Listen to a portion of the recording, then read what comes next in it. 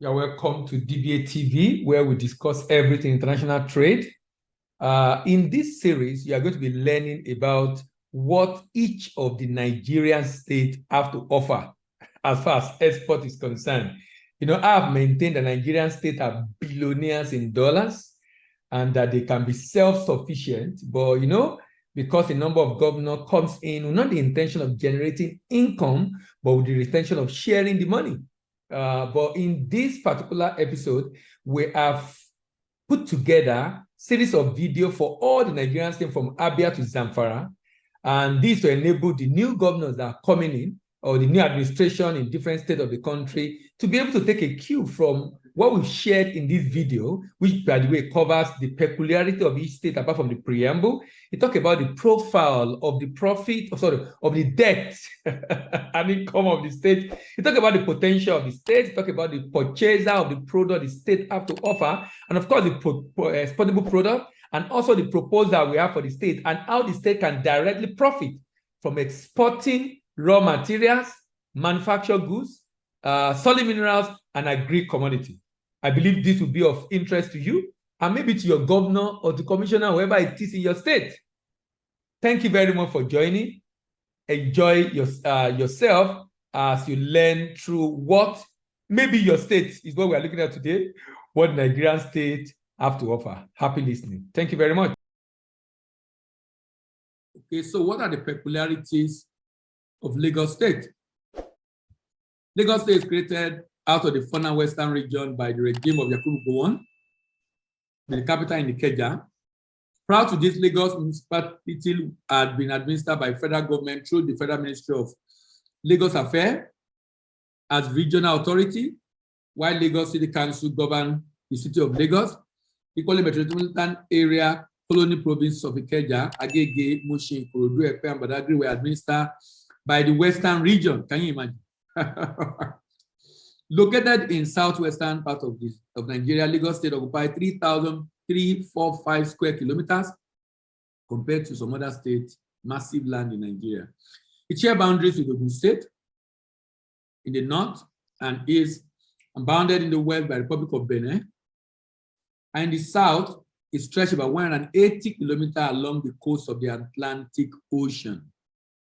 The smallest state in the Federation, occupying 3,345 square kilometers, 20% or 787 square kilometers of which consists of lagoon and creek. So 90% of Lagos is actually water. The state took off as an administrative entity in 1968, with Lagos Island serving the dual role of being state and federal capital. However, the creation of Federal Territory in 1976, Lagos ceased to be the capital of the state, which was moved to Ikeja.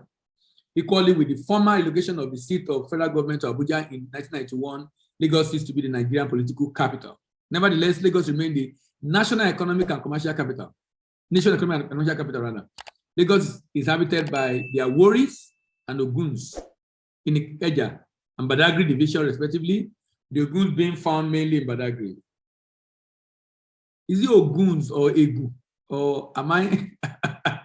While the indigenous people of Lagos are worried, there is nevertheless an admixture of other pioneer immigrant settler collectively called Lagosian, but more explicitly called the Ecos, appropriately called the Ecos rather. With opportunity for investment in agri, climate manufacturing, health, tourism, energy, and mining. Capital is Ikeja. It has 20 local government, but with a lot of LCDA, I think about 30 something LCDA. I think about 30 LCDA, if I'm not mistaken. Population as at when this was being done was about 13 million. Of course, it's a very seriously disputed population. Major crop yam, coconut, oil palm, and solid minerals, silica sand, bitumen, clay, and vegetation in savanna. I'm using coconut as the example of the product we'll be looking at in the state. Yes, thank you. Now, let's look at Lagos State. In 2018, Lagos IGR was 398 million. I saw a particular, let me see if I see have that chart that showed, I think I saw it today. Was it today or yesterday? Oh, I can't find it. It's not here. I saw a particular chart that was showing it was showing the income IGR of different states in Nigeria. Okay, I can't, oh, unfortunately, I can't find it. I can't remember where I saw that chart. I think it was today or was it yesterday? And it was trying to show the IGR of different states in Nigeria. And of course, Lagos is far, far ahead of many, many other states in the country. Lagos is far, far ahead of many, many other states in the country. And I mean, you know, there have been a lot of, you know, this political season, and you hear a lot of talk around Lagos, and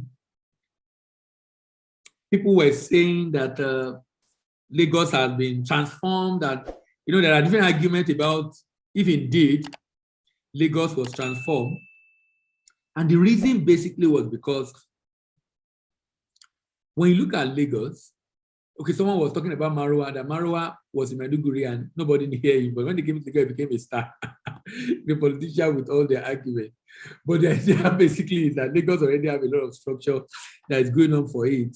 It's said to be 7th fastest growing city in the world, main economic, financial, and industrial hub, highest GDP, internal generation revenue, largest concentration of young, skilled, and educated workforce, largest tourism and entertainment industry, and best city for startup in Africa. Wow. Wow, wow, wow, wow. Lagos is number 2 in starting business, number 16 in registering property, number 37 is dealing with construction permit. Wow, most difficult place in dealing with construction permit, and number 16 in enforcing contract in Nigeria. Working population in Lagos is about 9 million. Over 4 million of Lagos population are not in labor force. Unemployment rate in Lagos is very high. Unemployment in Lagos is about 37.14%. Understandably so. I mean, a lot of people are in Lagos.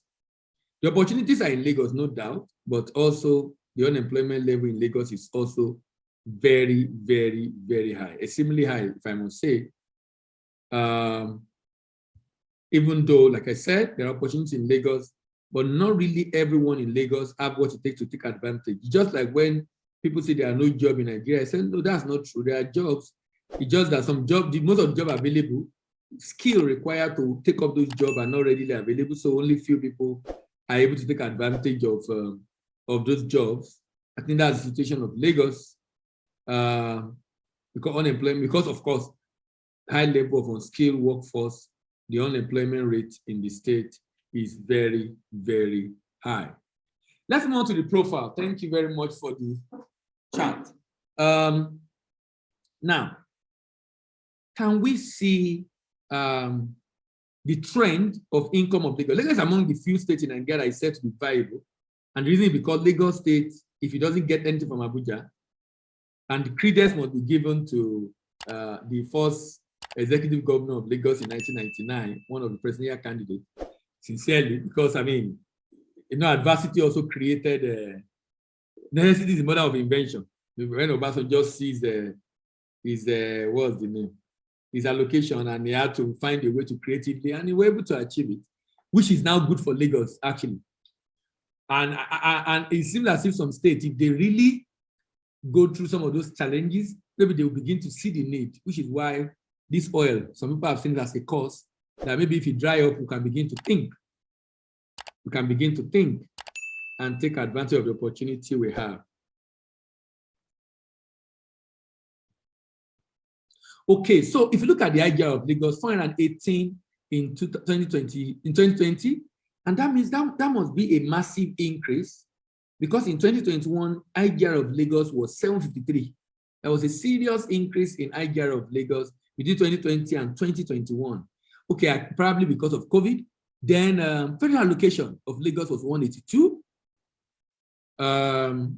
But the debt of Lagos, I don't know how sustainable that debt is. The economists will tell us. I'm not an economist. The economist will probably be able to tell us how sustainable the debt of Lagos is. Debt of Lagos is over 1 trillion. When you add the domestic debt plus the foreign debt, the challenge of the foreign debt of Lagos now is that Lagos is having a foreign debt of over $1 billion. And that the challenge of that is that the rate is not stable. There are indications that Naira might have to be devalued to about someone who was suggesting, I think was it Financial Times, suggesting that we should devalue to 500 and the Naira have to devalue to 500 and something. 500 and something, you know? And that means states that have loan in dollars, we have to pay more unless they accept the gospel of export and begin to export to generate forex by themselves. If they don't, they will end up paying a lot more than they bargained for. Lagos, now, this is one of the reasons Lagos is said to be a viable state. Look at the operating expenditure of Lagos. Operating expenditure of Lagos is about 386 billion. And the IGR of Lagos as of 2022 was 418. So Lagos State can effectively finance its operating expenses without loan. In fact, when you add the total revenue of Lagos, that's the IGR plus FACT together, and you deduct the operating expense of Lagos from it, and the loan that Lagos pay every year, of course, Lagos will have excess. So to a large extent, Lagos, now, so the essence of this now will be, what can Lagos do differently? I feel Lagos can pay its loan back by exporting and generating forex rather than buying Naira, using Naira to buy dollar from CBN to be able to pay back its foreign loan. According to budget report of Nigerian state, despite being epicenter of COVID-19 pandemic and exposed to risk of fiscal shock, its revenue emerged in the fourth position in the 2021 fiscal performance ranking, demonstrating its resilience with a total revenue of 658 for fiscal year 2020. The state saw 5.8% growth in IGR in spite of COVID. The growth in IGR was driven largely by 31.43%. I mean, I'm not surprised because, I mean, a lot of manufacturing were still working and they were paying their taxes to Lagos State, even during COVID, and all the relief material that were purchased. The IGR was driven largely by 31.43% growth in MDA revenue from 39 to 51, followed by 30.31% or 8.92 growth in payee from 269 to 278. What Lagos earned in payee alone is much more than the whole budget of some states in Nigeria. Governor Sanwo-Olu is a semi-president. However, we know that this growth in income tax is lower than the 12.74 or 30.51 billion growth from 235.45 recorded in 2018 to 269 billion recorded in 2019. Overall, the state had an IGR per capita of 29. Many states in Nigeria are not even up to 10,000. But IGR per capita of Lagos is 29,000. More than 5 times. The country average is 4. Some states are below average. Average income per capita of states in Nigeria is 4,616. Lagos is far more than that. Some states are not even up to this. Lagos State saw 24.38 or 2.38 growth in road tax component. Wow, 2.38 billion road tax of its IGR. For those using car in Lagos, you are contributing to that. An analysis of the state's current expenditure of component of its reference indicate about 70% were obtained from internal generated revenue, while 30% received from statutory allocation. So Lagos have 70%, which is very unusual. Look at it. Lagos 69, about 70% of Lagos income is from IGR. So Lagos can conveniently sustain itself, pay all its salary and loan, and still have extra without necessarily depending on Abuja, which is what many states need to do. The center has not lost sight of capital investment. Look at what Lagos also invests capital. I mean, when you see some of those structures being built in Lagos, you probably understand why. Capital expenditure of Lagos was 304 billion. You know, I was listening to a politician who used to be a commissioner in Lagos and was comparing himself as a commissioner in Lagos to be better off than governors of many states in Nigeria. He said, because when he looks at what he had to administer, the money he superintended over as a commissioner is more than one some state governor. He was trying to prove that, look, the fact that he has not been a state governor or something is that what he has to manage, as in commissioner for works in Lagos, for example, what he has to manage is far, far more than the budget of some 2 states put together in Nigeria. Oh my God. Okay, so breakdown of capital spending indicate expenditure on economic affair increased by 43.27% from 108 to 155, while that of education increased by 144% from 7 to 17. Overall, the state had a capital expenditure per capita of 21, which is more than twice the average of the country. On operating expense spectrum of the state expenditure, it cut down spending on general administrative by 38%, from 63 or 63 billion from 164 in 2019 to 100 in 2020, maybe because of COVID. Total debt burden of Lagos stood at 104 trillion. And this was based on 2019. So you can imagine what has happened now. Additional debt borrowed. But more importantly is the fact that the state will have to pay back at a higher exchange rate. At least the IN window now is nearing more than, I think it's more than 430 or close to 440 now. People are saying it has to be about 520. So for state, for country, I mean, for state government that borrowed and had to pay back, and they borrow external debt in dollars. I mean, can you imagine the debt amount has increased in naira terms just because of exchange rate? And if the economy is growing the way it should, and we are earning enough forex, debt amount could have reduced. Can you imagine in naira terms? Potential. Lagos State with a GDP of 91, dropping from 131 due to forex fluctuation, is currently fifth largest economy in Africa. Lagos State with an estimated population of 21 million, most populous city in Nigeria and 7th fastest growing in the world. So the GDP of Lagos is more than the GDP of many states. GDP of many countries. So even at this rate, is still 5th largest economy in Africa.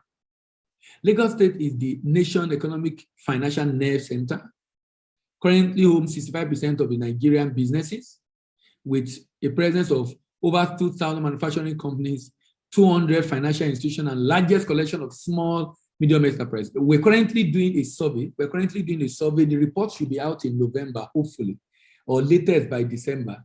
We're currently doing a survey. We call it the Nigerian Export Trade Finance, annual Export Trade Finance survey. We hope to do it annually. And trying to sample, we try to reach out to about 1,000 companies that are into export, and a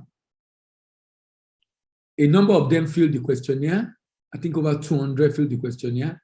And do you know what I discovered? Even when I was doing research for my PhD, I noticed the same thing. Of course, majority of the business has concentrated in Lagos and particularly Southwest. That's in Nigeria generally. Ogun State is taking a lot, Oyo State to some extent, but majority in Lagos. Majority in Lagos. At least those are exporting. A number of other people, and then not, of course, Kano being another place. 65% of Nigerian businesses with presence of over 2,000 manufacturing companies and 200 financial institutions, and the largest collection of small SME in Africa. 2,000 manufacturing companies in Lagos and 200 financial institutions, not just commercial banks. Lagos is also the major information communication hub of West Africa and potentially the biggest ICT market in the continent. It's developing a 24 hours economy in line with the goal to become a world-class megacity.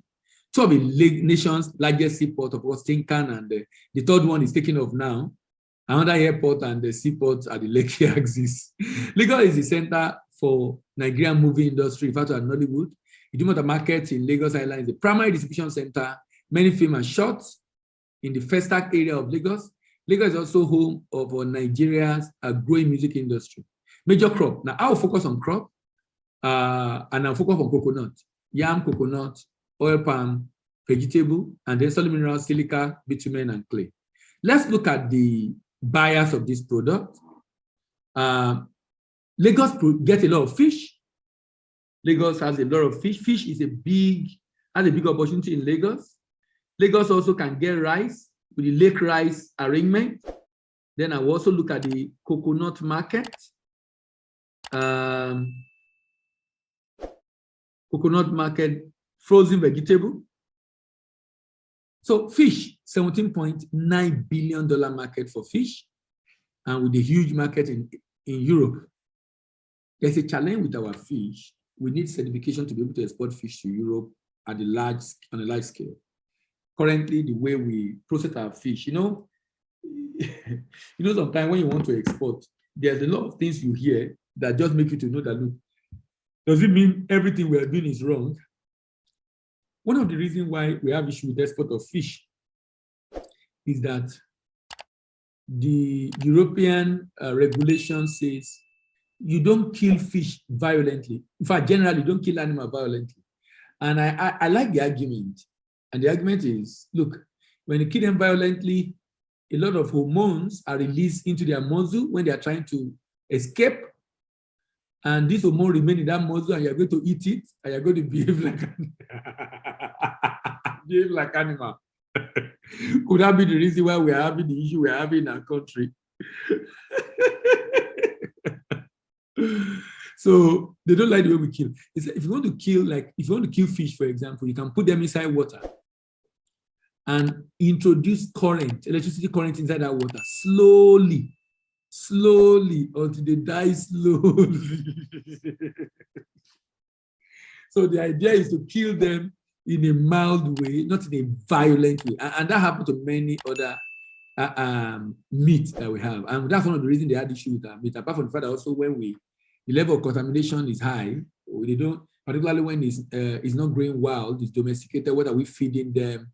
When you process, how do you process it? So many issues around fish and meat products. In Africa, the demand is about 1.13 billion. Libya, Egypt, South Africa, Nigeria, Ghana, Algeria, Cote d'Ivoire, Gabon, Somalia are major market for fish, processed fish. Rice, 24.7. Lagos is already doing something in this regard. So Lagos can actually export lake rice.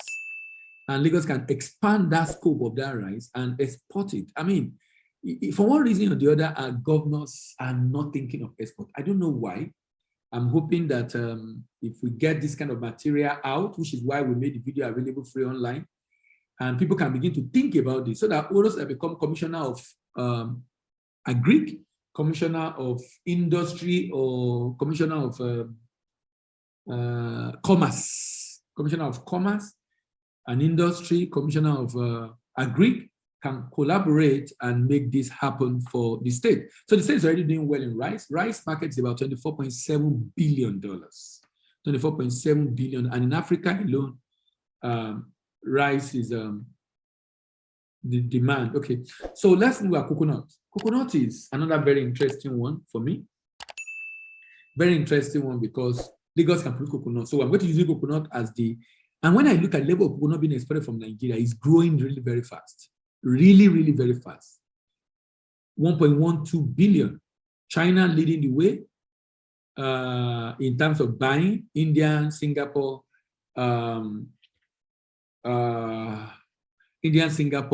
Netherlands, Germany, Australia. So you have a lot of opportunity actually for purchase of this kind of product. In Africa, also for 2 million, the market in Africa is very low. Egypt, Morocco, South Africa, Algeria. Then frozen vegetable, that's another area that Lagos definitely had opportunity. Another area that Lagos definitely have opportunity. I mean, there's huge opportunity. that Lagos have in vegetable. There are a lot of people producing vegetable in Lagos. So many people. A lot of vegetable that is eaten in Lagos are produced in Lagos. So vegetable is definitely an opportunity that is worth exploring by the Lagos state government. The demand, 6.98 billion. Can you imagine? 6.98 billion. And in Africa, 109 million. 6.98 billion, and in Africa, 109 million. Then dry vegetable. Now, the other one was frozen vegetable. Now we also have dry vegetable. Dry vegetable market is actually 4.26. So there seems to be more demand for the one that is not dry. That's the fresh. But of course, there's also a huge demand for dry vegetable. In Africa, the demand in Africa also for this is very low, 39. And like I said, I mean, my postulation is that most likely is because we already produce it ourselves, so the demand is not so fantastic. So now let's look at this. My recommendation, and the reason why I've been talking a lot about this recommendation is because it doesn't appear to me like whenever we want to, government have a way it thinks and a way it's I don't know how to describe it. Government have a way it like to do its things. But sometimes it doesn't make sense to us in private sector. The way government go about some of the things. Will I say it's because the government is not consulting the people? I don't want to agree to that. And the reason why I'm not agreeing to that is because I realize that it appears the government wants to do what it wants to do, probably because of those that are there that probably have other motives. I mean, what are the major challenges today for SMEs? Processing, being able to process, power, certification. So why don't we have, so let's say for coconut, for example, why don't we have a processing center where if I have a product like fish, let me use fish. Fish is a good one in Lagos because a lot of people are into aquaculture in Ekpe, in Badagry, in Ikorodu, such that I can, if I can buy that fish and I can bring it to a factory where they will process that fish for me. They will process that fish for me. But what will happen at the end of the day when they process that fish for me is that I will be able to get finished smoked fish at the end that is already packaged. I just need to go. So it will stir up increase in aquaculture in the state, in which you have a lot of people rearing fish because now people can take the fish, I can buy from people producing and take it to where they can dry, they can add whatever I need to add to it, and then they can package and they have my packaging material. So they do, so when I come back, I know if I give them a ton of fish, I'm going to get so number of kilograms of fish at the end of the day. That kind of arrangement. Because when you look at this, an export value chain in which production and harvesting is done by SME, primary processing and storage by SME, secondary processing and packaging by SME, marketing and sale by SME, logistical expansion by SME, you have inefficient value chain operator, you have low processing capacity and low output, you have few job creation, low quality and packaging, a high cost of production, and non-competitive products in the export market. Now, on the other hand, when you decide to put in between here, large corporate, who is going to do the processing? So the aquaculture is done by some farmers, SME1, who are aquaculture and fish farm, and SME2 can go and buy from them and give this corporate to produce for them, and then they look for the market. So in that case, I don't have to worry about certification, quality issue, the drying, the NAFDAC, and the power, because a large corporate is producing for me and producing for many other people. If I drop my product with them within a week, I can come back and finish. And they know that there's a ratio. For every 5 tons of fish, maybe I'll get 1 ton of dry fish already packaged and ready for the export market in my brand. This will create efficient value chain operator, high processing capacity and high output, good quality and packaging, low cost of production and competitive products in the export market, increase job creation, decrease inequality, and of course, decrease insecurity. In order to support exporters in this state to enter the export market in Africa, Europe, and America, in a secure and sustainable way, the state like Lagos State can do the following: partner with representative at destination to market and secure contract for citizens of the state, set up warehouse for pickup by wholesaler and retailer at destination, set up an entity, agent or distributor at destination, partner with independent agent or distributor at destination, organize and sponsor manufacturer for exhibition in the export market. Now, how can the state profit directly? Let's use, this can be applied to any other product, but I will use coconut as an example. The state has a very small land mass, so if about 50% of the arable land, that's the land being, that there's still a lot of bushes in Lagos, there's still a lot of farmland in Lagos. If that is used to cultivate coconut, the yield per hectare of coconut is 1 metric ton. Possible yield of 178,000 hectare will be 178,000 metric tons. At a price of $2,000 per metric ton, we can get $373.9 million. The cost of farming about 60,000, plus cost of export, if you add everything together, it comes to about 12 billion. If you convert at 415, you have about $153 billion.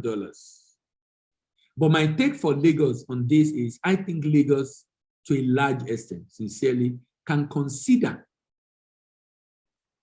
this kind of product for payment of his loan in dollars.